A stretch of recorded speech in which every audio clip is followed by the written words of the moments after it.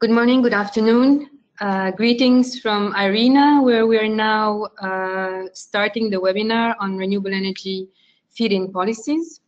A few technicalities before I start. The first one is that we have basically two options for listening in. You can connect by computer by selecting mic and speakers, or by phone by selecting the telephone option in the right-hand panel.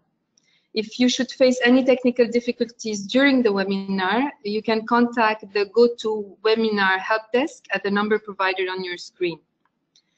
I'd like to encourage everyone to participate in today's session by asking many questions. To do so, you can simply select the questions panel, again in the right-hand bar, and enter your question with a note of who you would like the question directed to. We will be collecting questions throughout the webinar. If you'd like to watch this webinar again or share it with a friend, we will have a full recording available on the IREL website as well as on the IRENA YouTube channel. If we're not able to answer all of your questions during today's session and you wish to connect with one of our panelists, I again encourage you to visit the IRENA community and join the Global Atlas discussion or the policy discussion under featured topics.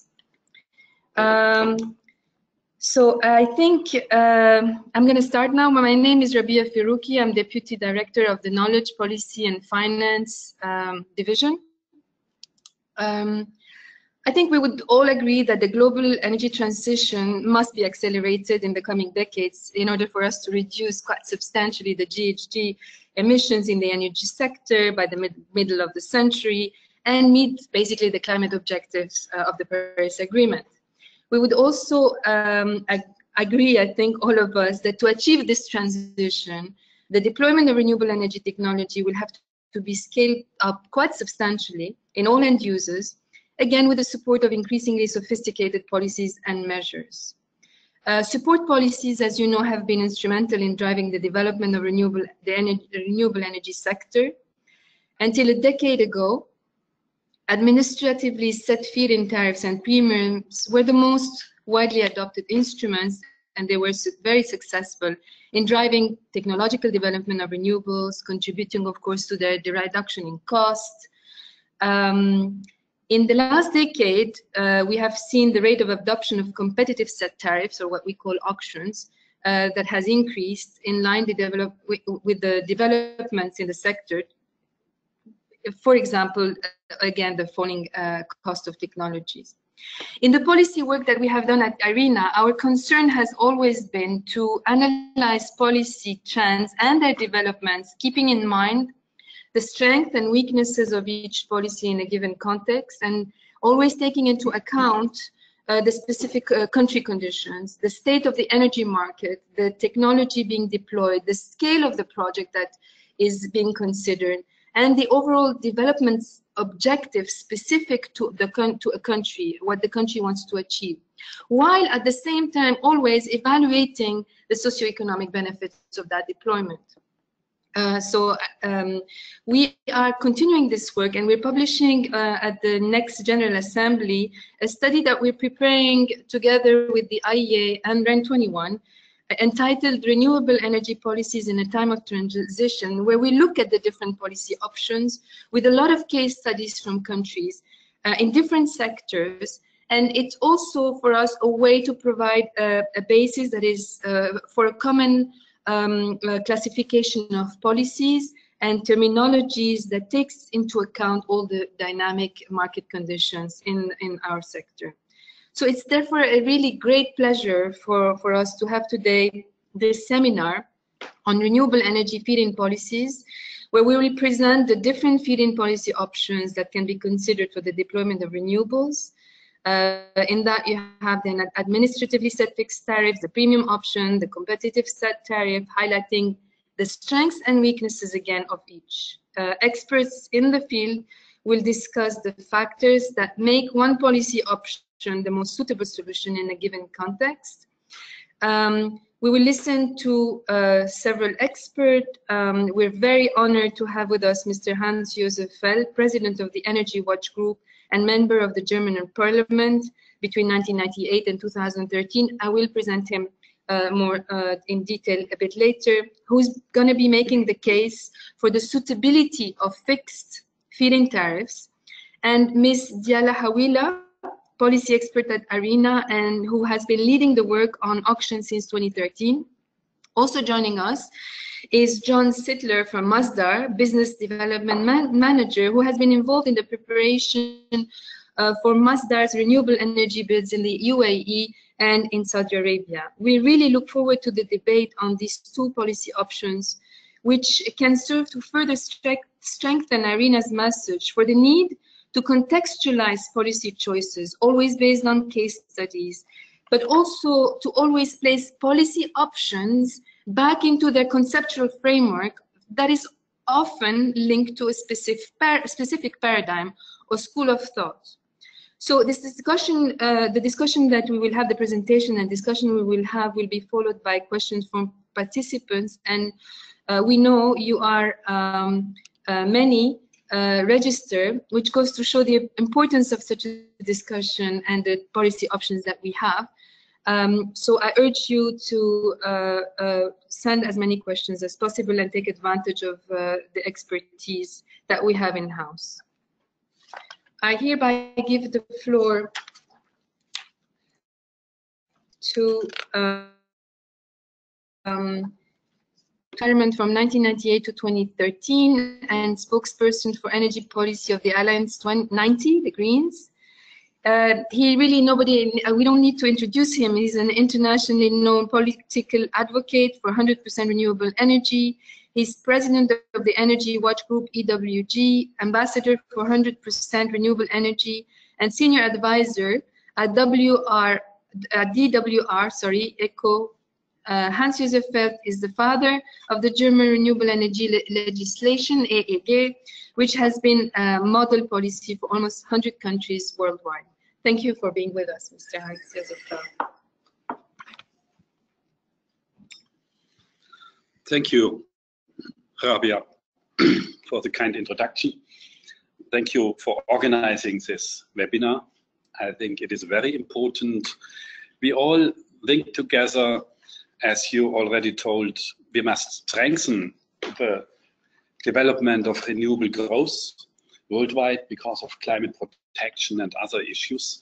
And therefore, it is very important to discuss what is the best political framework to do it. The political framework is a stimulation of the investors on all levels and on all renewable energies. So first is when we look to,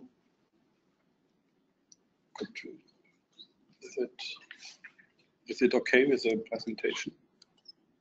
Okay. So first is we have a great development in parts of the world that goes to 100% renewables. That is a good development. It began in Germany. You see it on this German landscape. The green areas are district areas where the local decision makers decided for go to 100% renewables by 20 or 30 years.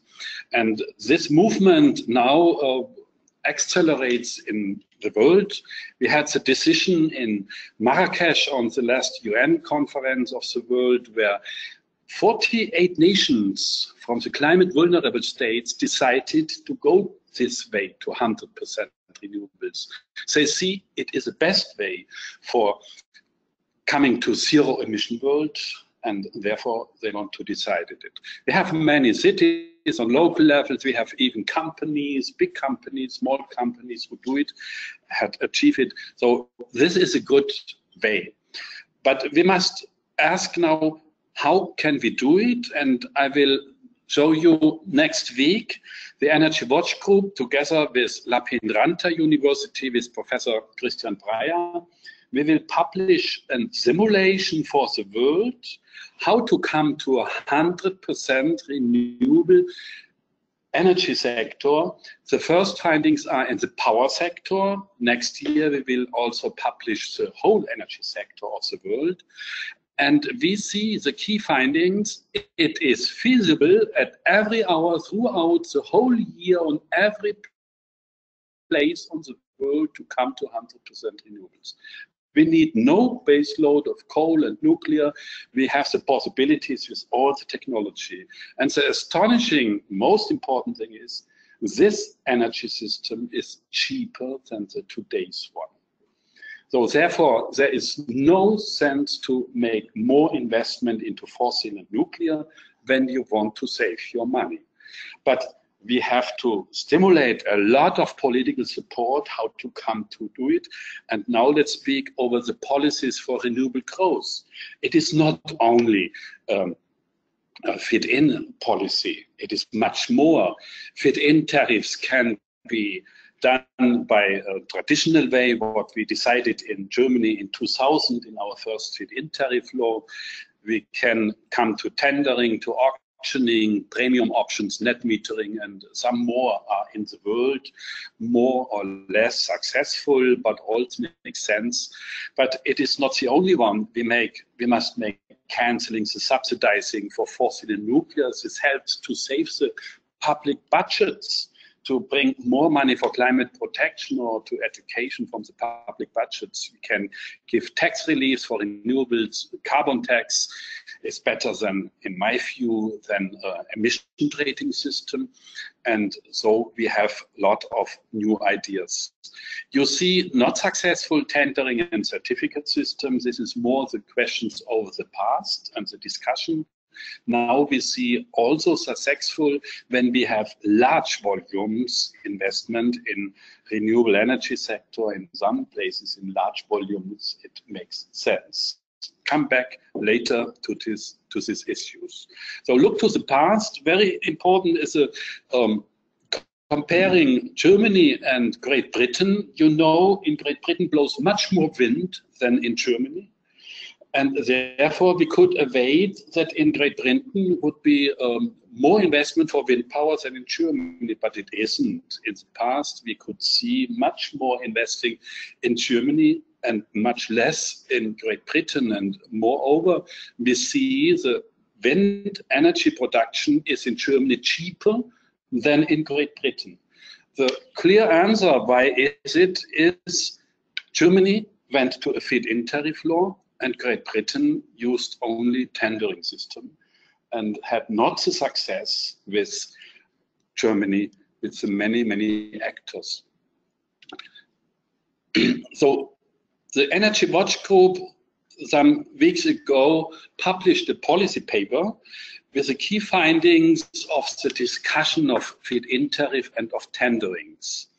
First is, when you go in a country with only tendering, not feed-in tariff, this curbs the expansion rate of renewable growth, because every tender has a volume, and this volume is not overfulfilled. Though this curbs the expansion rate, like we could see in Great Britain compared with Germany. Next is, tenders slow the cost reduction of renewable energies. This sounds not clear, because when we see the astonishing tendering results last week in Saudi Arabia with 1 cent per kilowatt hour with solar investment, it seems tendering decreases the price. No, it isn't, because the price reduction goes only with market growth, with a learning curve. And when we limit the market growth, then we slower the speed energies. Though we can make tenders, yes, but when we use tenders to limit the market growth, then we have a problem. Tenders, and that's the most important point, tenders reduce the diversity of actors, private investors, energy cooperatives, small and medium companies and others. They have no possibility mostly to take part on the tenders. They have not the private money to make a long tender period system to become a bidder and more. It is very, very difficult for them.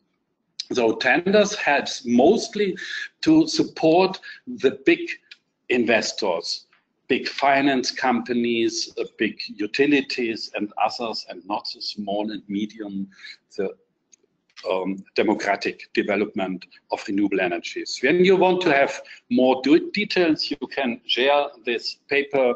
When you go to the website of the Energy Watch Group, you will find it. So look to the success of Germany, and we can find a lot of this new development. Germany was astonishing when we introduced the Feed-in tariff law in 2000. You all remember it was very expensive with solar and wind. We had nearly no geothermal or bioenergy.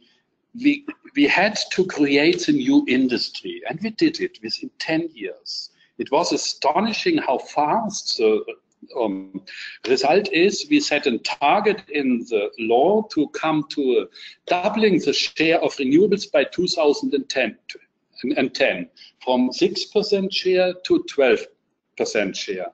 We were told it would be unachievable and impossible, but we achieved 17% share. And the question behind is, why is it?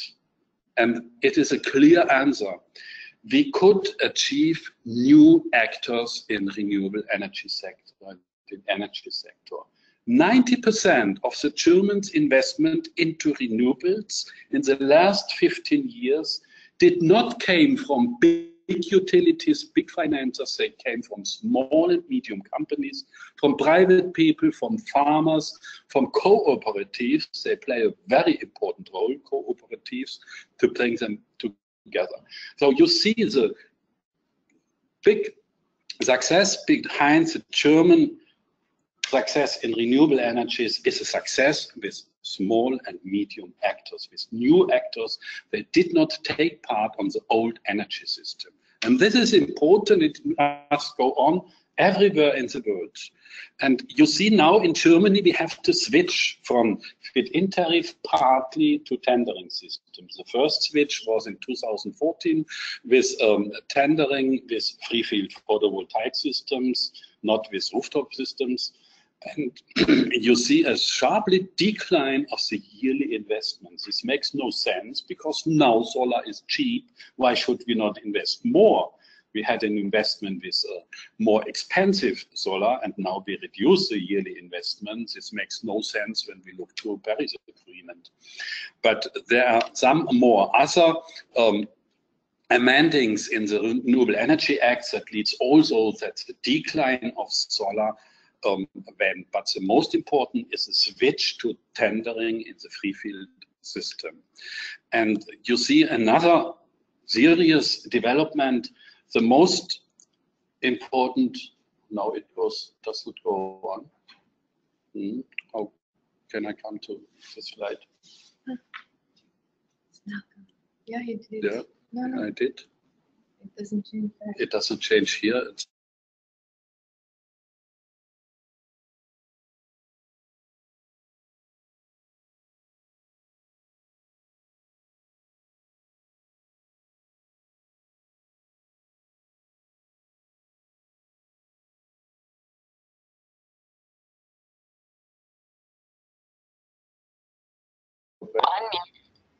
yes, now you see on this slide the development with cooperative foundations in Germany per year. And you see an exponential rate with the Feed-in tariff until 2011, then it was lowered. And since 2014, it is sharply declined. We have on a very few level only new foundations of cooperatives. This is serious. The last ones were foundations in the wind sector, and now we have to switch this year in wind sector as well to tendering system, and mostly cooperatives cannot take part on it. When you hear that some cooperatives could take part on tender and won a bit, this is not the real truth. This is very complicated to look to the details, because some of the new cooperatives were founded of a very big finance companies, and they are not really a cooperative in a normal sense. So we must look to the details. So it is serious. So the democratic revolution in energy sector is in Germany nearly stopped with a switch to the tendering system. And when I speak feed-in tariff is the best option, we must clearly show not every feed-in tariff is successful. We need a lot of details and key points that makes it really successful. First is we need a privileged grid access, that the investors are allowed to go to the grid and the grid operator cannot refuse him. The second is the feed-in tariff must be high enough for the investors that he can make a rentable, a profitable investment. When it is too low, the feed-in tariff, it makes no sense. And we must fund the feed-in tariff via electricity rate, not with taxpayers, because the finance minister will fear an increasing of his budget, and therefore he will stop it when it's very successful. We had this situation in Spain in 2008. It was tremendous what it was collapsing the solar industry in this time. And we see also we must make feed-in tariffs, I believe, below of 40 megawatt. This is enough. Bigger than 40 megawatts, small and medium companies, cooperative has no chance. This is a playing field for the big finance companies, for the big utilities and others. And though we have to make it parallel. For the big, large volumes, we should choose tenders. For the small, under 40 megawatt, we should choose feed-in tariffs and others. And I believe we have also the task to make a modern feed-in tariff. We have to change the system. The main task what we have now in the world is to make a more integrated system, to make investors who make combined or hybrid investment with renewables, that the grid operators will be happy that over the investment in renewable energies sectors. At the moment, the grid operators mostly fear it to integrate here a big solar park, there on another place a big wind farm and the biogas stations, and they don't cooperate together, and the grid operators has to do it. We must come to investment for the investors that they themselves bring the grid integration, the system operation with frequency stability, with voltage stability, blind current, and much more.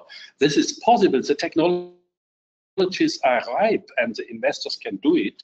And to stimulate a local investment into 100% renewables on an hourly resolution all over the year, it is possible when you give from the government or from local utilities and feed-in tariff for such a combined investment. This would stimulate what we need now. It would stimulate the storage investment, the storage development, the combinations with everything, and we could find from bottom up 100% renewable investment together with a grid integration.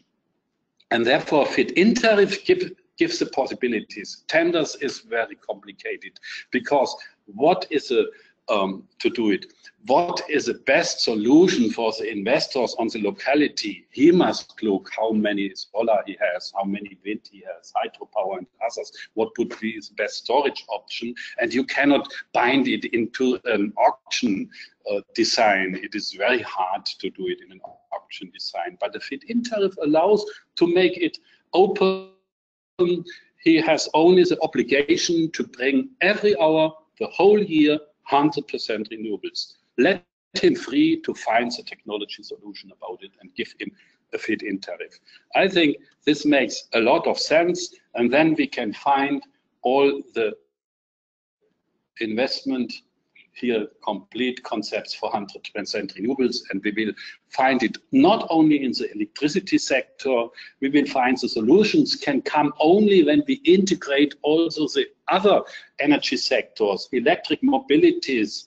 The batteries are the best storage system, and combine it with heating and cooling sector and the industry sector, chemical sector and everything. And so we have the integrated system also on a sanction thing. So my conclusion is the most successful policy for renewable growth is go below 40 megawatt with feed-in tariff, but mostly with a modern feed-in tariff like combined renewable power producers, and above 40 megawatt tendering could be a good option to reduce the prices and to make many big investment.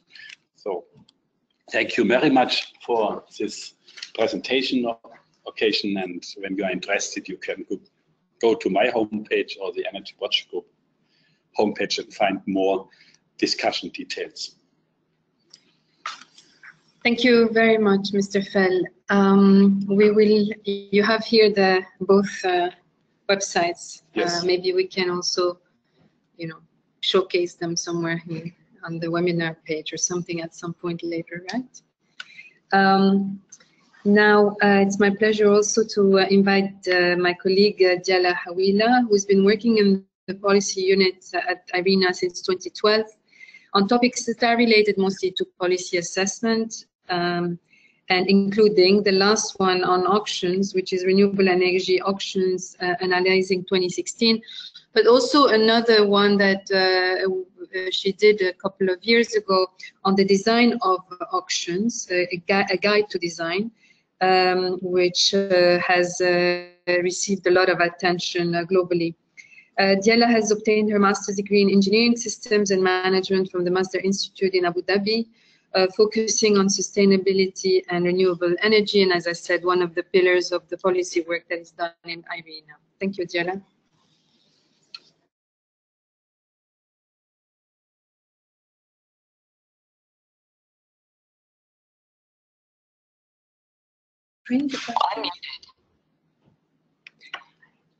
Good afternoon. Thank you, Rabia, and good morning to everyone who's joining us from the other side of the globe.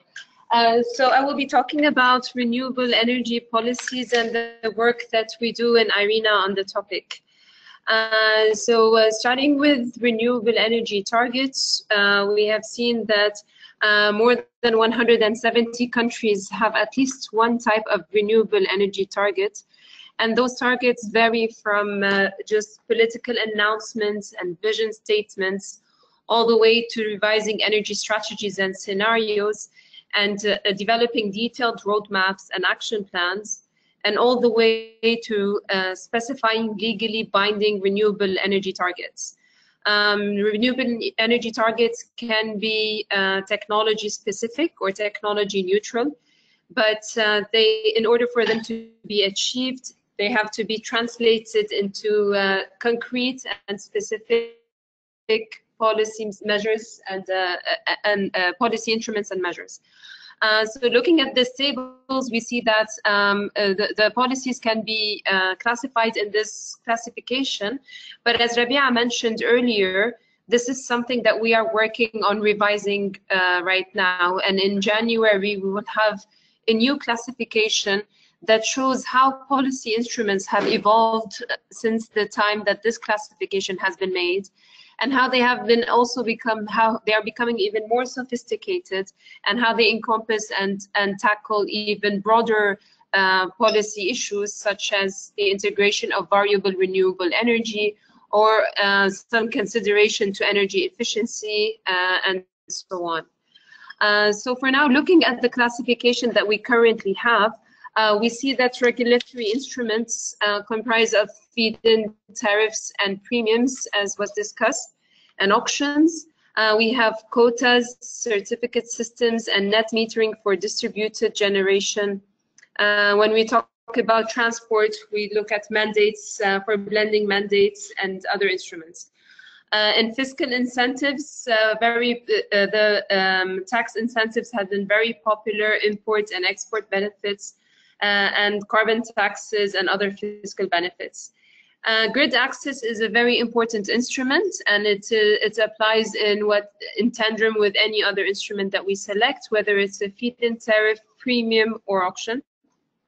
And there are other instruments that go along with deployment policies to enable a more equitable or just deployment or development of the sector, looking at the socioeconomic benefits that renewable energy projects achieve. regulatory instruments, and more specifically at the most popular ones. Sorry, some technical difficulties. No. So looking at the most popular policy instruments, they revolve around feed-in tariffs and premiums, renewable energy obligations, and auctions. So as we see in this graph, since 2005, more and more countries are adopting all of those instruments. So the adoption of renewable energy instruments has been increasing globally. But we can see as well that the rate of adoption of auctions has increased mostly in the past 5 years.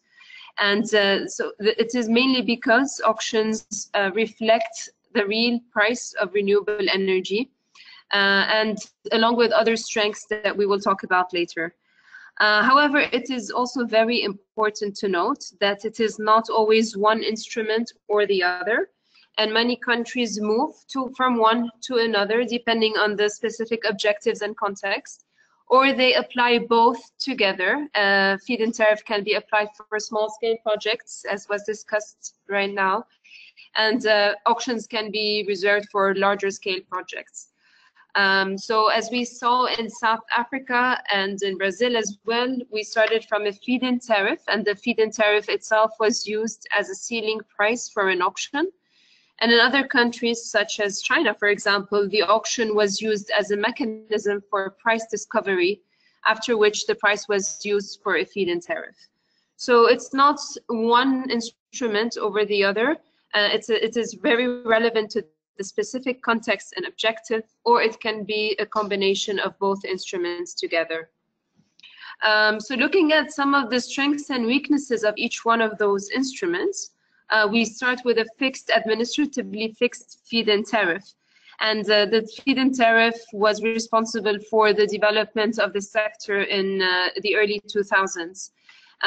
So as it limits the risks for investors and for emerging technologies, it facilitates the entry of new players in the market, and it is often funded by consumers and not exposed to public budget cuts, and it offers long-term security that drives technological development.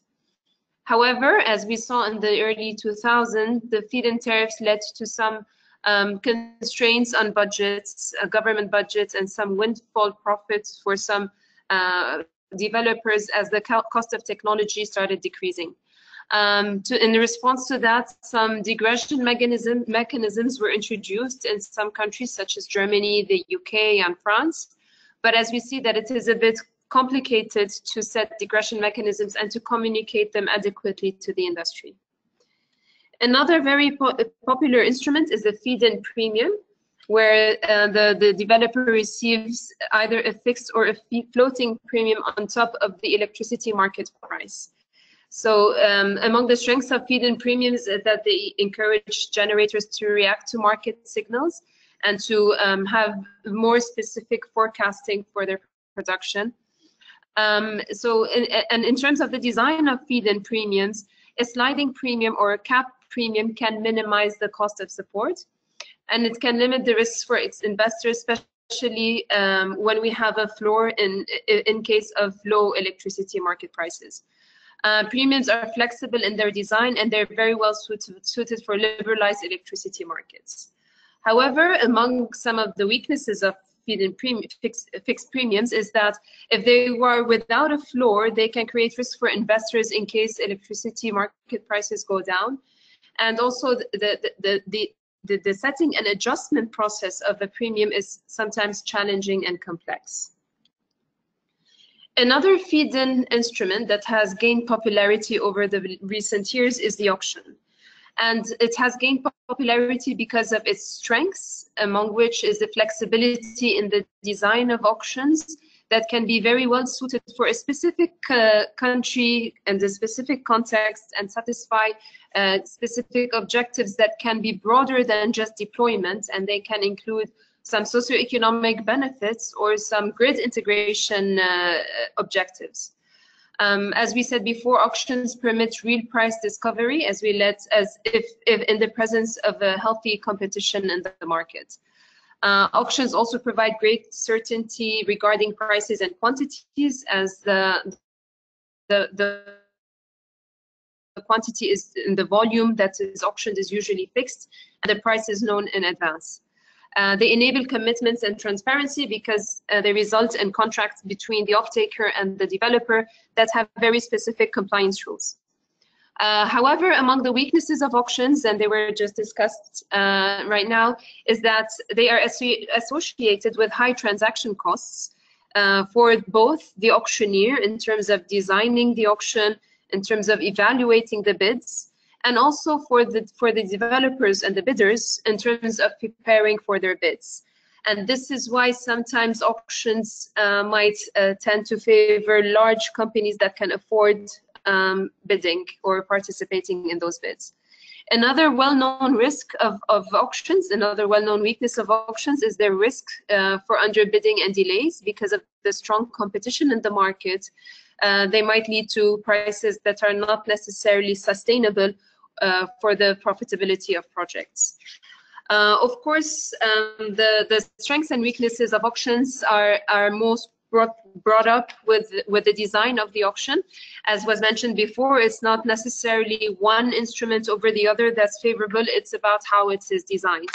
And as Rabia mentioned, we have worked a lot on the design of auctions in IRENA, and we categorize the design elements into 4 large categories. The first one is the auction demand that specifies what is being auctioned, what technology and what volume.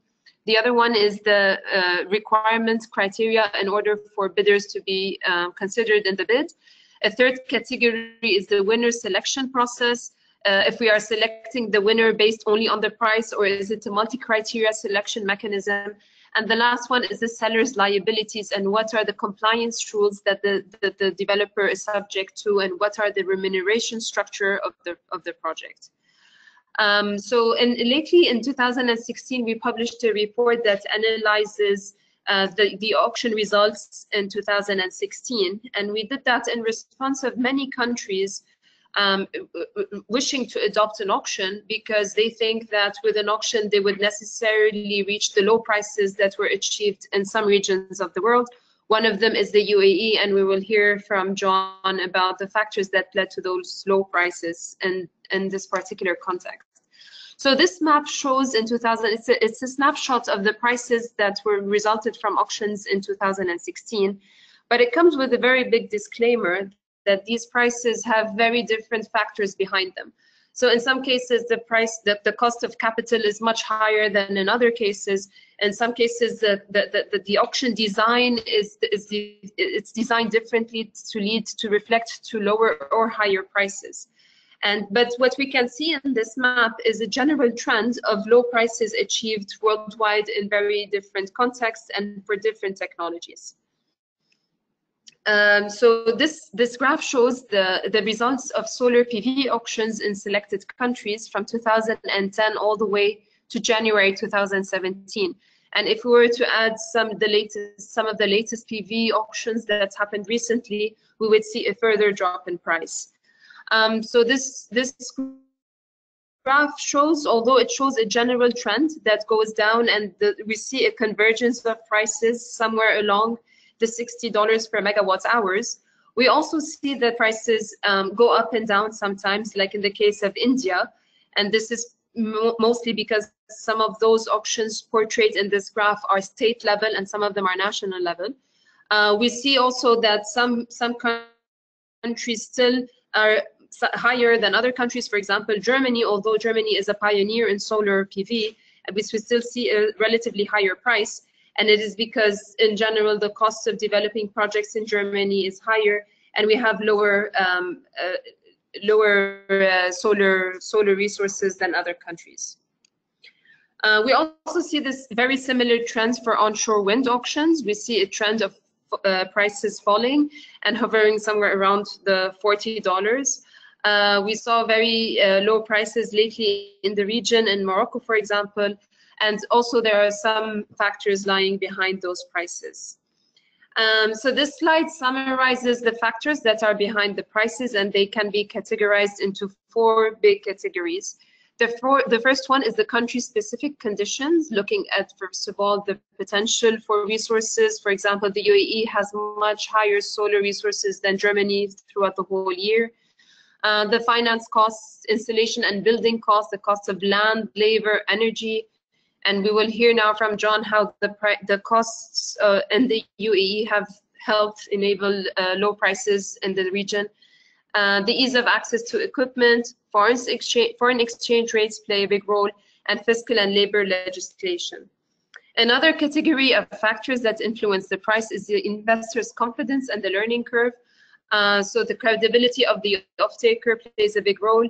The government can also provide additional guarantees to back up the PPAs, and that can lead to higher confidence and lower prices. The regularity of auctions and remuneration profile can play a role. For example, if market players see many upcoming auctions and in a given plan, then they can be encouraged to enter the market offering lower prices. And of course, the stable and enabling environment offers confidence to investors to bid low. A third category that's also very important is other policies that are supporting renewables, such as, for example, tax incentives on equipment can drive lower prices, whereas other policies, for example, related to socioeconomic development or the development of a local industry, might, at least for the short run, lead to sometimes higher prices. And last but not least, the auction design plays a very big important role in the price. For example, if the qualification requirements are high, then for example, the developer has to secure resource assessments and land and grid permits beforehand, then that would be reflected in the prices. If a winner selection is only based on the price, we might see lower prices. If it's a multi-criteria selection that considers different criteria such as location, proximity to the grid, or other environmental impact, then we might not necessarily see the lowest prices. So in any case, whether it's an auction or a feed-in tariff or any other policy instrument, there are some considerations that need to be taken into in the design of the policy instrument to ensure its success. In auctions, mostly the trade-offs between the lowest price and other objective is a very important consideration, and this is something that has been mentioned earlier. For example, if you want to encourage small players or cooperatives, it doesn't go well in hand with imposing very strict qualification requirements or experience from bidders, previous experience from bidders. Also, the risks of underbidding and delays should be considered in the design of auctions and in the implementation of auctions. And this is when the strict compliance rules, although they may deter participation of small players, they are important to ensure that projects will be delivered and will deliver the quantity that was promised.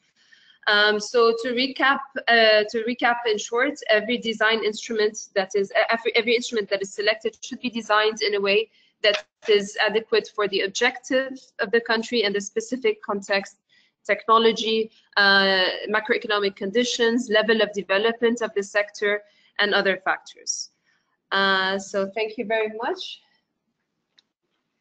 Thank you, Diala. I think we're going to have many questions and a bit of a debate on some of the aspects that we've looked at. Now, John will spend a few minutes before we get into the debate where you can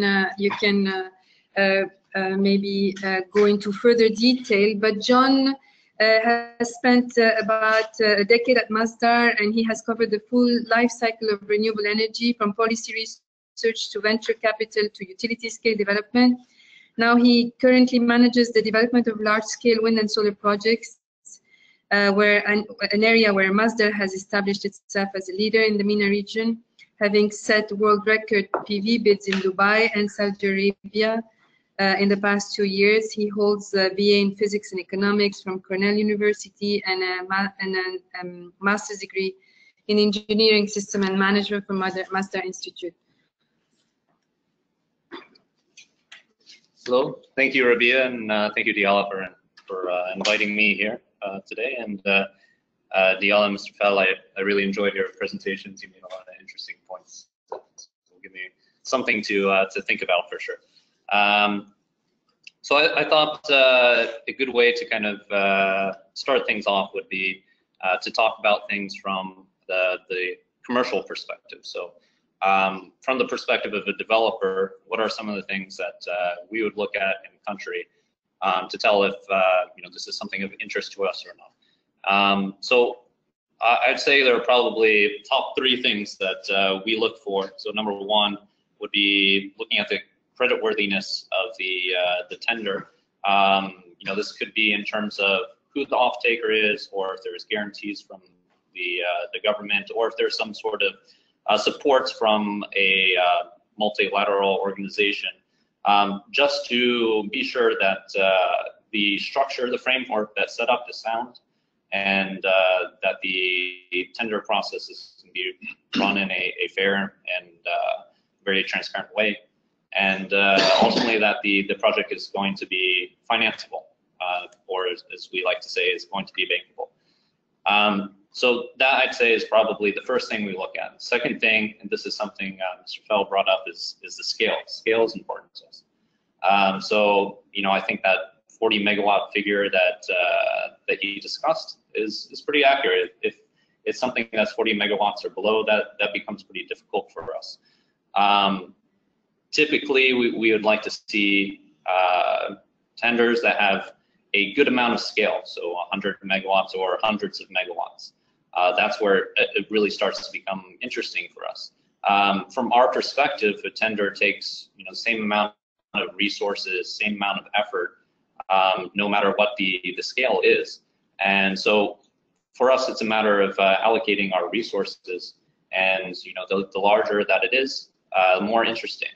And this also leads into some other factors that I'll get into in terms of pricing as well.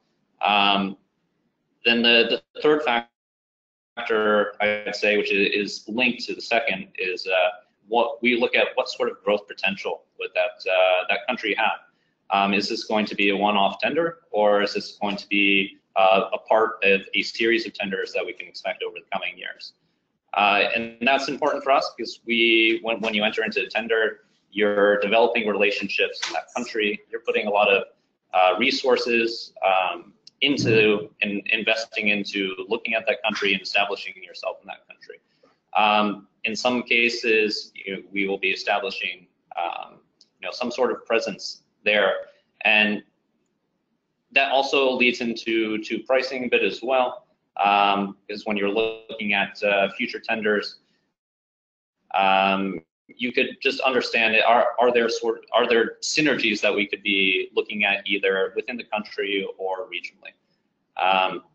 So that's kind of the 30,000 feet kind of look at how we kind of take an initial sounding of whether or not there's interest there. I think the next kind of thing to look at is trying to understand why here in the MENA region tenders have been so successful, and why there's so much interest. So from my perspective, one of the critical factors is that here in the MENA region, people, the utilities here like to have a good amount of control over the process.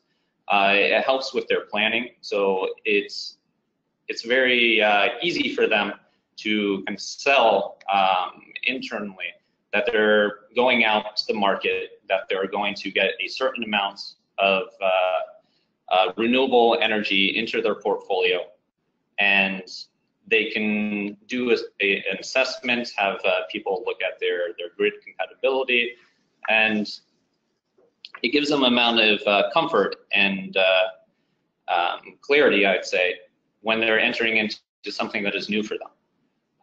Renewable energies, although it's been around for a while, it's still fairly new to this region. The second thing is around prices. People like to, of course, get the best price possible. And over here in this region, with the oil prices being low, I feel, or lower than they have have been for a few years, there's a lot of focus on how do we control costs better. There's a lot more cost consciousness here. And one way to do that, one way to get security around that is to say, well, look, you know, we can be sure that this is the correct price because we've gone out and asked 5 people what the best price is, and this is where it is. I think that's the easiest way for people to feel that they're putting their money in the right place, that, you know, there is no excessive margins that are being taken by the developers, that they're not being, as I would say, kind of being taken advantage in some ways. Then kind of getting into some of the interesting points that were brought up earlier.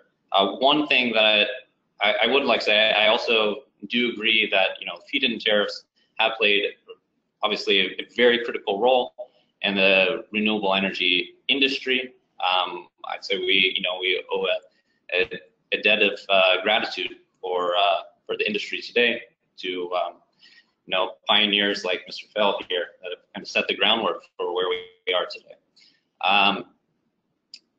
But I would say tenders also these days do play a role. It's feed-in tariffs are very interesting in terms of accelerating growth, particularly amongst smaller players. But one effect that we've seen from tenders is that it's starting to accelerate growth, not amongst the developers necessarily, although arguably you could say that's the case as well. But certainly it has in terms of interest at the country level.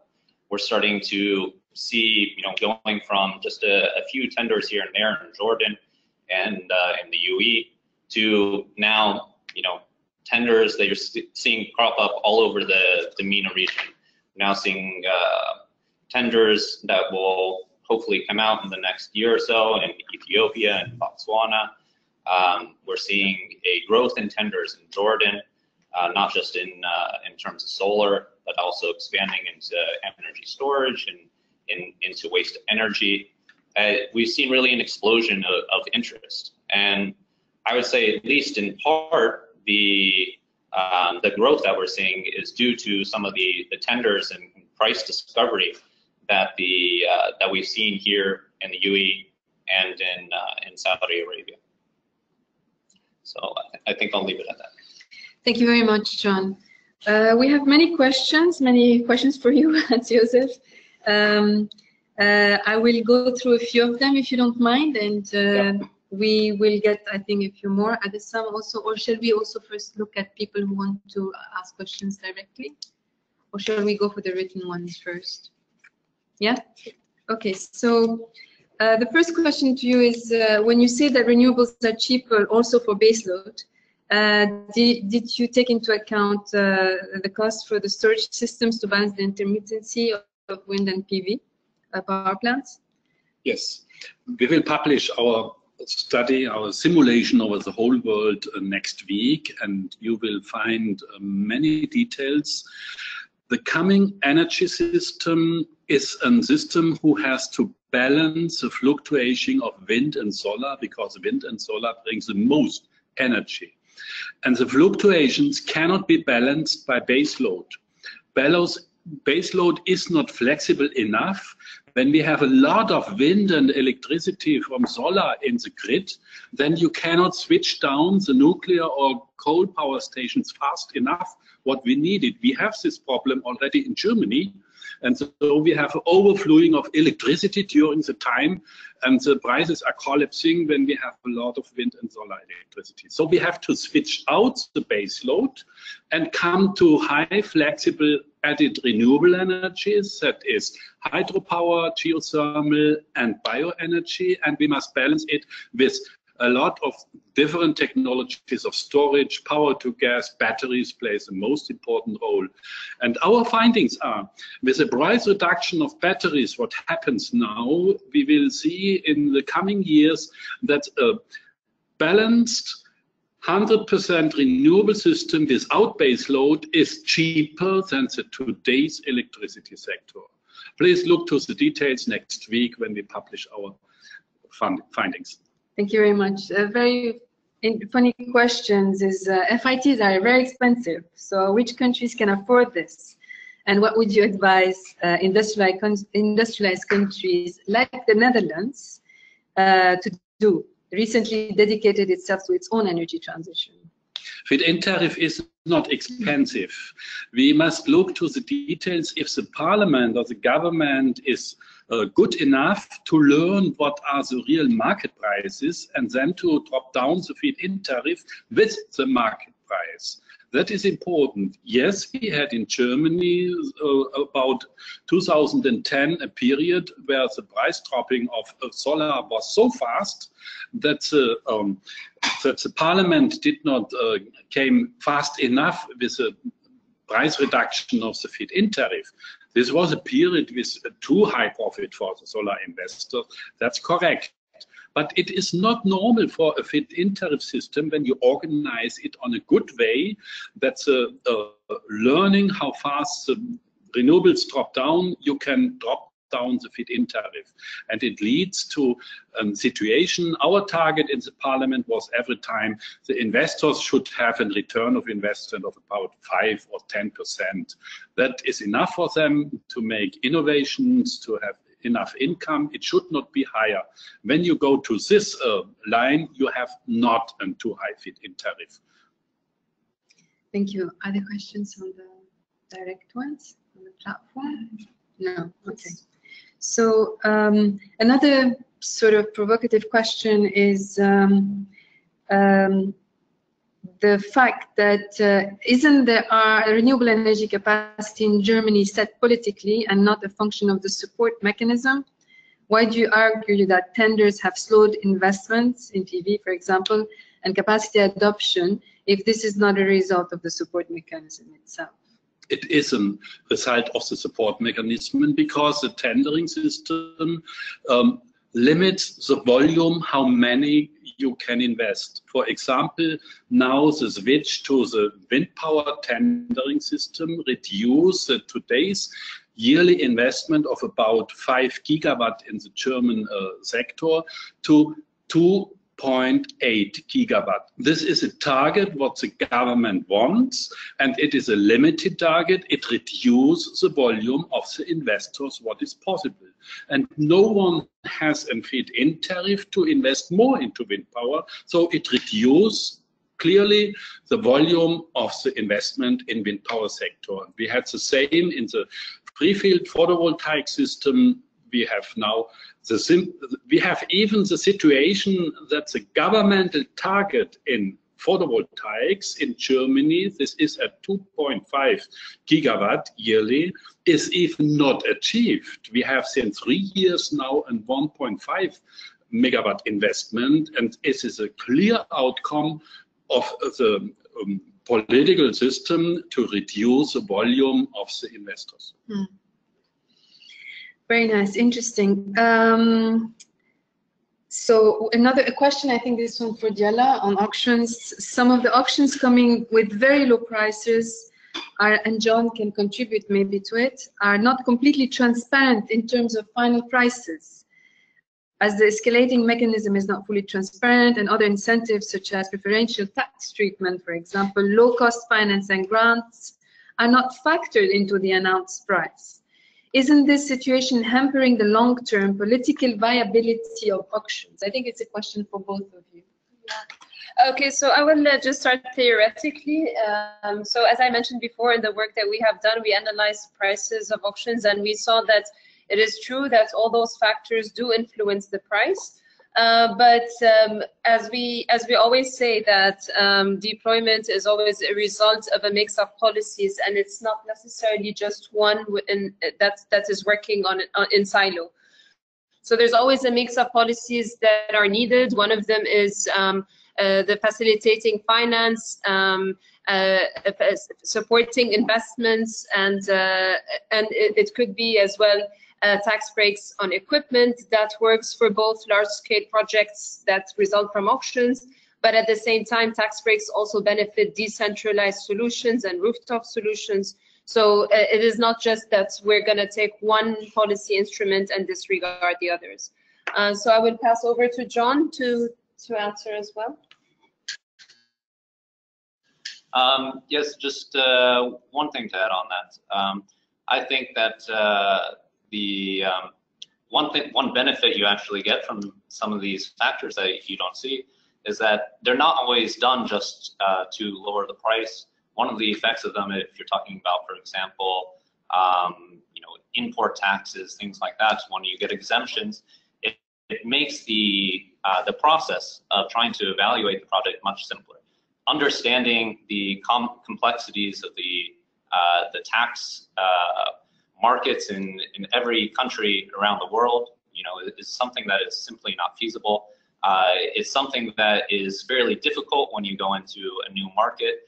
And so one of the reasons, one of the incentives that the countries have for doing this is to simply streamline the process, to make it a very, very simple process in terms of how to formulate a strategy, how to assess what the actual economics of the project will be for the developer itself.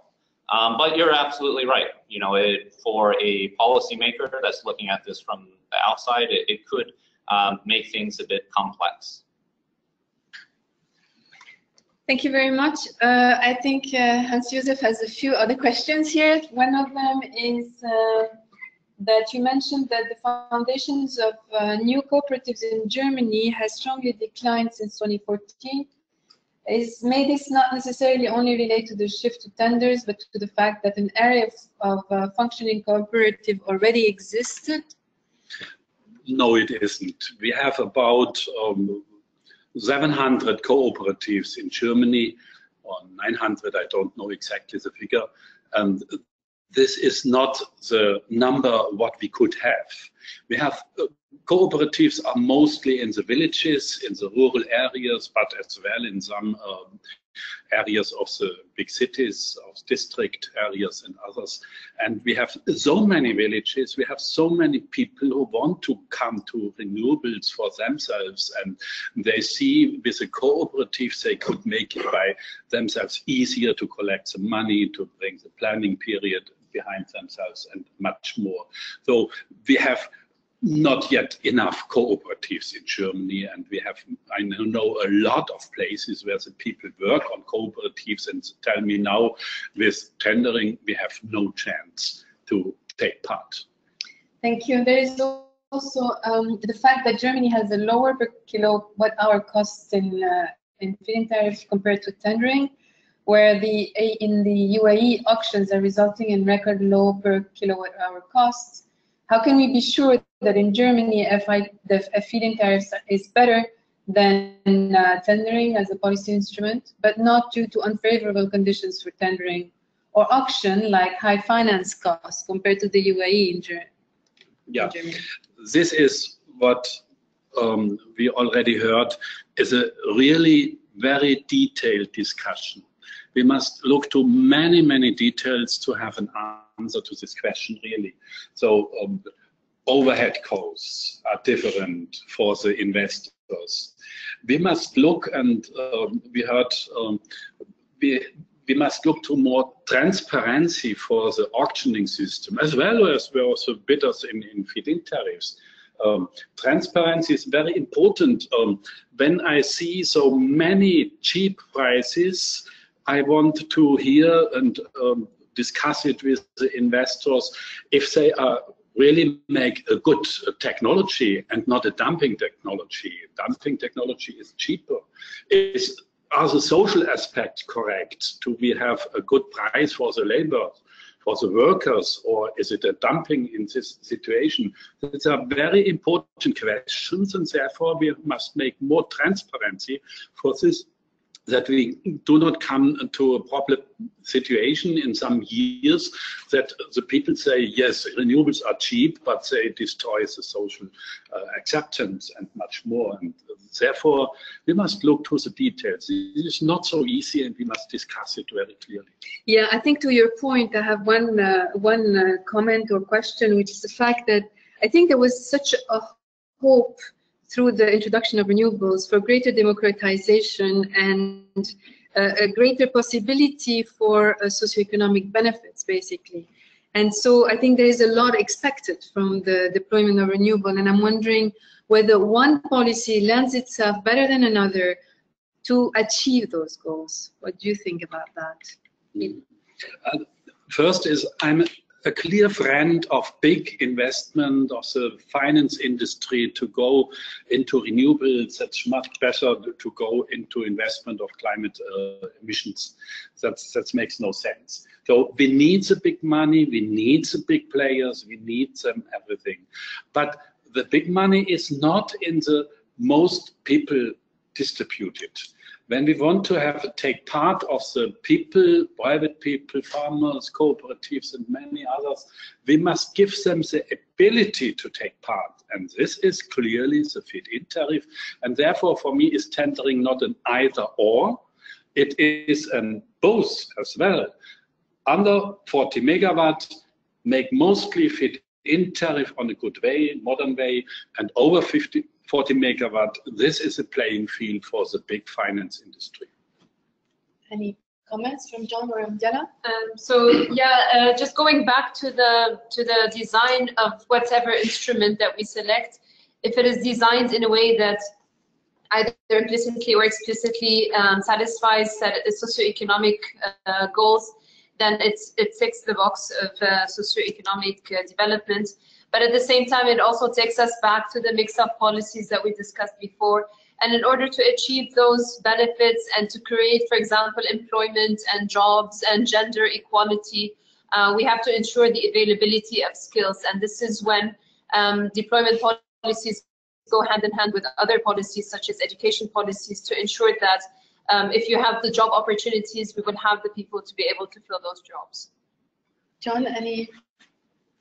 Yeah, just want to say I think this is kind of similar to a debate between big and small business. Big business, you have the efficiencies there that can provide a lot of potential jobs and can streamline the industry. And with these, achieving extremely low prices can potentially start to have a ripple effect across the industry. Where cheap electricity will actually instill growth kind of across the board in various economies. Whereas if you're taking a kind of smaller business feed-in tariff approach, you will get a lot more players involved. And so from that perspective, it works as well. So I think really you can go either way. It's about what you're trying to achieve. Thank you. I think there's a question. I can't see them anymore. There's a question on Algeria, so I can take that one, which is in Algeria, the government is apparently preferring tendering with local industry implementing conditionality. What is your opinion about that? I think this is local content requirement, indeed. Algeria, but like many other countries, South Africa, Brazil, many other countries that are looking at developing their own industry and maximizing benefit from a new industry in their country in order to maybe maximize the benefit from the development of that industry. I'm not sure about the specifics of in Algeria, but definitely this goes back to the point that Jenna was making, which means that you have to basically prepare yourself while deploying renewable energy by developing the required skills and trying to see what kind of industry you have that can in which you can tap in order to do most of what you can domestically and create value domestically. And on many segments of the value chain, we are finding out that some of the requirements will be done locally anyways. So we have done 2 studies on PV, both in PV and onshore wind, where we look exactly at what kinds of skills are needed and how a country can prepare themselves, but also what kind of materials and equipment are required in order to develop that industry more locally.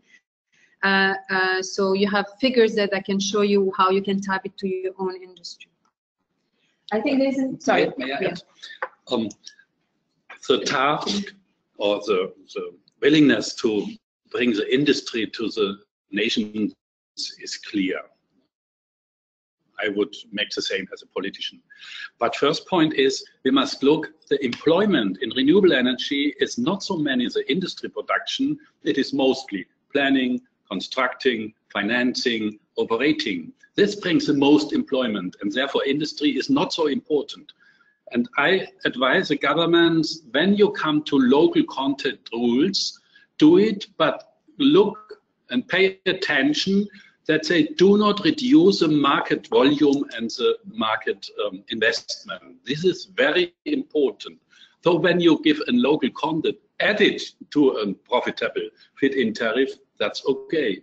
But when you make a feed-in tariff only to oblige them with a local content rule, then you reduce the market volume, and this is not a good idea. Yeah, we can debate that at some other point. The other question is for tariff design. Any thoughts on mechanisms for ensuring generation from renewables during the early stages when the incentives are focused more towards capacity development?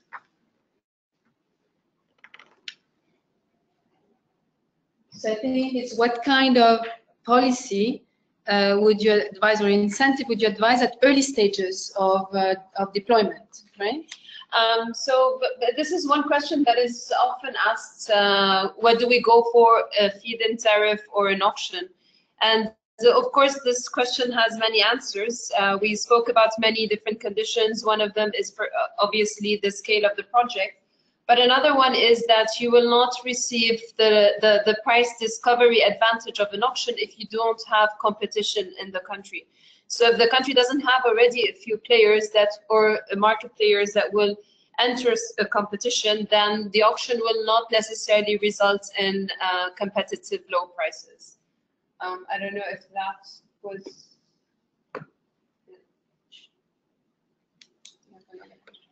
Yeah. There's another question. I'm not sure who can. Would you like to answer it, or? Yes. It's when will Power-to-X technologies start playing a serious role, in defining renewable energy feed-in policies?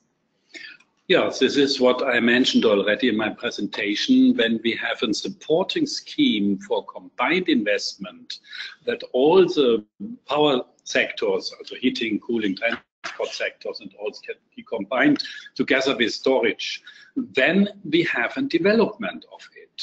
And a combined feed-in tariff could be a good option for this. But clear is we need such a supporting scheme from the political sector that the investors will go to the combined investment. Okay, another question that just came: how can we guarantee that governments do not lower the feed-in tariff premiums significantly, leading to market uncertainty? There is nowhere in the world a guarantee that the politicians do amendments what they should do. Yeah. We have often could find amendings of the law that made a bad amendment. So there is no guarantee for it. Therefore, my advice is go to the politicians, speak with them, open the ears and the eyes for what is the best policy instrument. Other questions, other comments? We have a long question here. Tenders are cementing, we call them auctions by the way here, are cementing the centralized approach to building electricity systems. That's why they are popular with countries that have developed their systems based on large baseload generation. Feed-in without cap of capacity are suitable to build smaller scale distributed and democratized energy supply that can be locally integrated.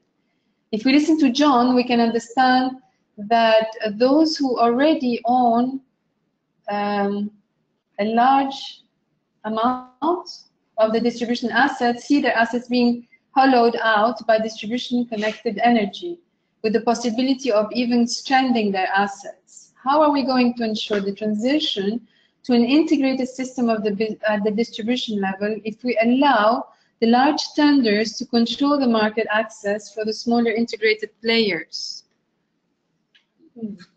Long questions. We must study the question. Yeah. A bit of a long question. So it's ensuring